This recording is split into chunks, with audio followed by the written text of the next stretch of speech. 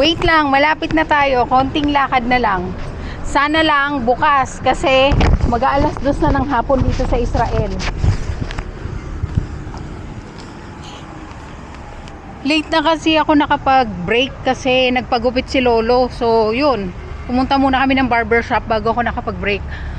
Sana lang bukas siya. Kasi minsan may lunch break eh. Wait lang. Yehey, bukas siya.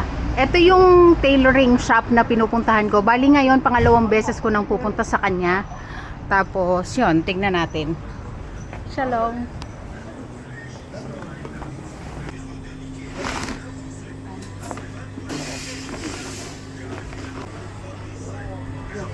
Shalom.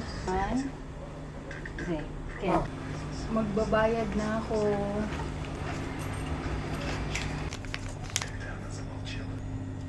Okay. 140 shekels yung binayaran ko.